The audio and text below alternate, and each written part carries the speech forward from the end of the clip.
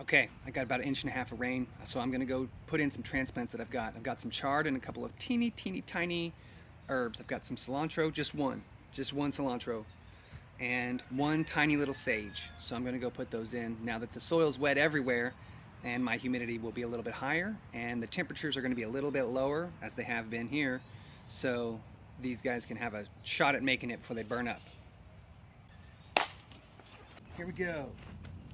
I've got a tiny baby cilantro and a tiny baby sage that are both in pretty vulnerable states of being. We're going to just put them in and see. They were some leftovers from a greenhouse tray. This is another end of the year parsley. I'm going to put him in here in the rest of the parsley patch, just because, you know, parsley patch is a nice patch to have.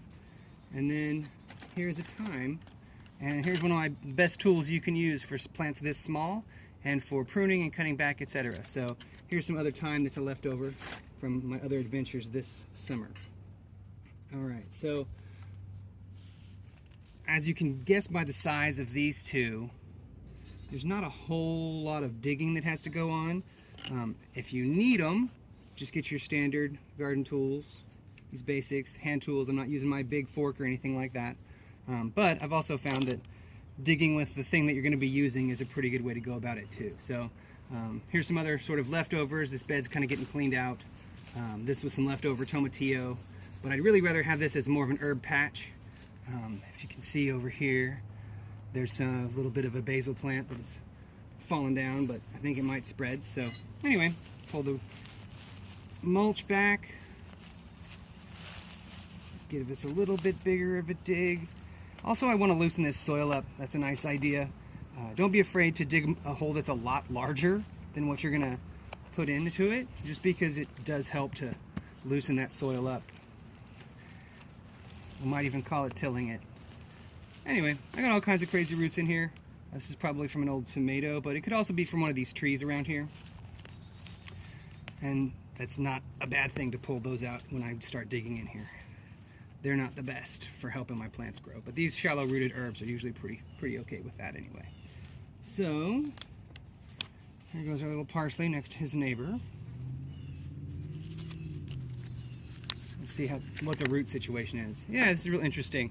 So he's got dumped in here, but he has a good, healthy edge roots that are going to grow out without me having to break this up anymore or prune him anyway.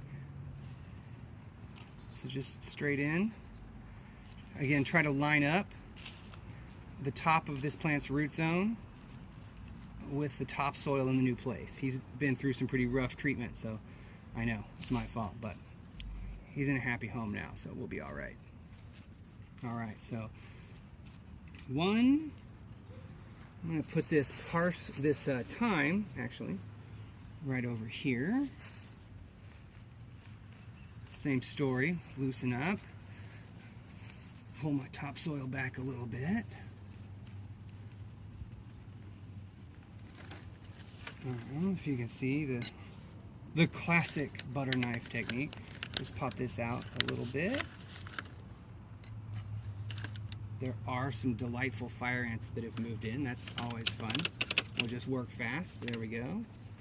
Smash and get all the ants off. And where's my... this guy. Now I need to not use my hands as much. And it's interesting, as far as like personal, fire ants kind of suck to like, for me to be around as a, like, for human skin, but for your plants, really, if it's going to be someplace that you don't move much, like I don't really walk around here very much, fire ants are carnivores. Like, they don't eat plants. So besides the occasional sting, when you get in there and mess with plants and mess with wherever they are, if it's not a place people go, it really doesn't matter much. In fact, they might keep some of the other pests at bay. There aren't a lot of pests for these herbs, really, like thyme and parsley around here, but just something to keep in mind. That's not, you know, pick your battles. All right, and then I think I'm gonna let my cilantro remnant go there, and then I'm gonna put this, let's move us here. Then I'm going to put these two little guys in right over here. I think this is a pretty good place for me to have some sage.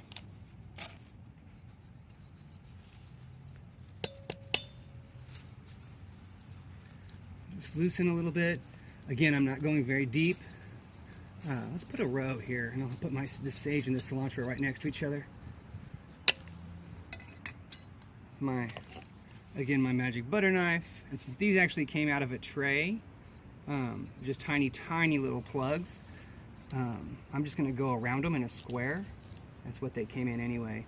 And then again, if you can see what I'm doing, just try to loosen and then pull that out. And yeah, don't be afraid to get as much as you can, but also don't freak out if the roots don't stick together in a clump like they do when they're coming out of a bigger tray. So anyway, just be very, very delicate, but also remember the most important part is still to get them making good contact with the soil and stable.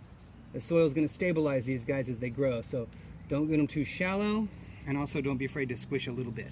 All right, so same deal with the cilantro. Dig in there a little bit and pull this out.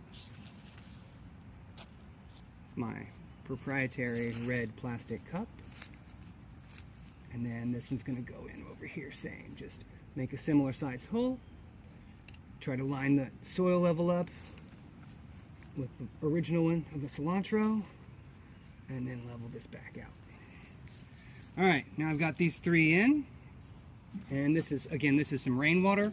We finally did get some rain, so just make sure that you are very careful not to water them completely down. That cilantro will pop back up. So that is almost what I said not to do, but not quite.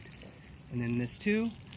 This first watering is called watering in, and it's incredibly important because these have just had all of their root hairs, not their larger roots that we can really see, but their root hairs have been dramatically disturbed.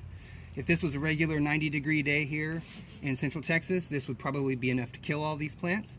But since we just had some rain, it's very humid, and we're not going to get out of the mid to low 80s today, this is an okay thing to do.